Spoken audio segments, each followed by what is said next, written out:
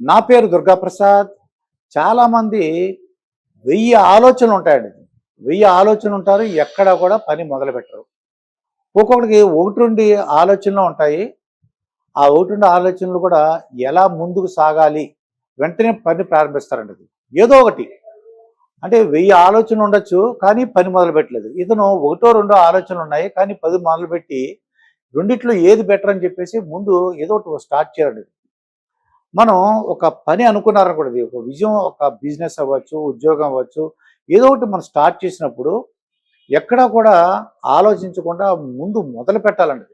మొదలు పెడితే దాంట్లో ఉన్న కష్టాలు మనకు తెలుస్తుంటాయి. ఇప్పుడు ఒక పక్షి కొమ్మ మీద కూర్చుందని అనుకోండి, వాలిందనుకోండి, వాలినప్పుడు ఆ పక్షికి ఆ కొమ్మ విరిగిపోతుందేమో అన్న భయం ఉండదు. మనం అనుకోండి ఆ కొమ్మకి పెట్టి కూర్చుంటే ఈ కొమ్మ విరిగిపోతుందని భయం ఉంటుంది. ఆ పక్షికి అంత భయం ఉండదు. ఎందువలన? తనపై ఆత్మవిశ్వాసం, తనపై ఒక నమ్మకం. ఒకవేళ కొమ్మ విరిగిపోయినా తను ఎగరగలదు, తప్పించుకోగలదు. ఏ అపాయం ఉండదు. ఉపాయం చేతో తను ఎగిరిపోయి తప్పించుకుంటుంది. అలాగా మనం ఏదైనా ఒక వర్క్ అనుకున్నప్పుడు దానిని దృఢ నిశ్చయంతో ఉన్నామనుకోండి, మనం ఒక వర్క్ స్టార్ట్ చేసిన తర్వాత స్టార్ట్ చేసినప్పుడు అది ముందుకు వెళ్ళేదానికి కొన్ని ఇబ్బందులు ఏర్పడుతున్నాయి అనుకోండి. ఆ ఇబ్బందులు ఏర్పడుతున్నప్పుడు దానికి నో చెప్పాలండి.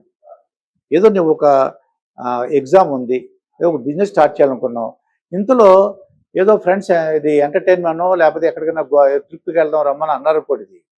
ఇక్కడ ఏది ఇంపార్టెంట్? మన ఉద్యోగం గురించి ప్రిపేర్ అవుతున్నాం, లేదా బిజినెస్ చేయాలనుకుంటున్నాం, దాని గురించి మనం స్టడీ చేస్తున్నాము, వాళ్ళని కలుసుకుంటున్నాము, అది ఇంపార్టెంటా?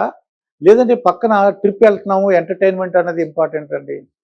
ఇక్కడ దానికి అప్పుడు నో అని చెప్పాలి. ఎందువల్లంటే మీరు ఒక ఉద్యోగానికి రెడీ అవుతున్నారు, లేదంటే ఒక బిజినెస్ చేయాలనుకుంటున్నారు, దానికి స్టడీ చేసుకుంటున్నారు, అందరిని మీట్ అవుతున్నారు, అందరిని కలుసుకుంటున్నారు, దాంట్లో సాధక బాధకాలు తెలుసుకుంటున్నారు, దాన్ని స్టార్ట్ చేయొచ్చా, ఏ సీజన్లో స్టార్ట్ చేయాలి, ఏ బిజినెస్ లేదంటే ఏ ఉద్యోగం ఎన్ని కూడా చూసుకున్నప్పుడు ఇక్కడ డైవర్షన్స్ వచ్చినప్పుడు దాన్ని తప్పించుకోవాలండి. నో అని చెప్పడం నేర్చుకోవాలి. కాన్ఫిడెన్స్, సెల్ఫ్ కాన్ఫిడెన్స్ ఉండాలి.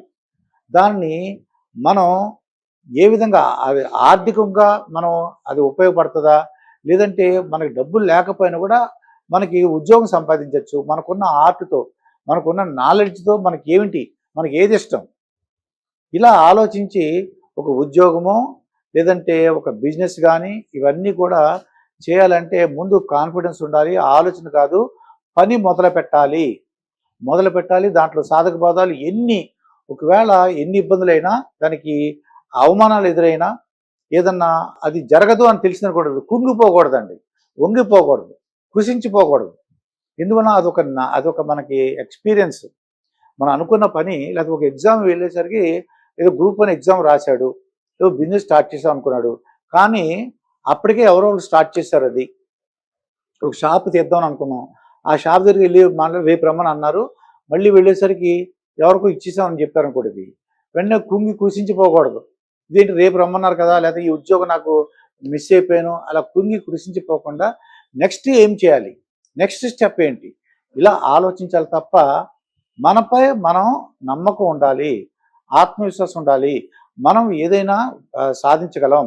మనకి ఈ చెడు ఆలోచన లేకుండా, ఇంకోళ్ళకి ఇబ్బంది పెట్టకుండా, ఈర్ష్య లేకుండా, ద్వేషం లేకుండా మనం ముందుకు, అంటే కంపారిజన్ ఉండకూడదండి. ఈ విధంగా మనం ఒక వర్క్ స్టార్ట్ చేసినప్పుడు రకరకాల మనకి ఇబ్బందులు ఏర్పడతాయి. దానికి నో చెప్పాలి. అలాగే సెల్ఫ్ కాన్ఫిడెన్స్ ఉండాలి, ఆత్మవిశ్వాసం ఉండాలి. ఎటువంటివి చెడు అలవాట్లు లోన్ అవ్వకూడదు.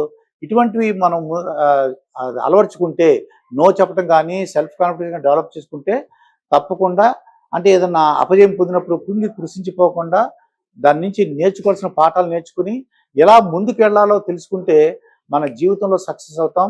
ఇదే సక్సెస్ మంత్రం అండి. మరొక వీడియోతో మీ ముందుంటాను. మీ మాస్టర్ దుర్గాప్రసాద్.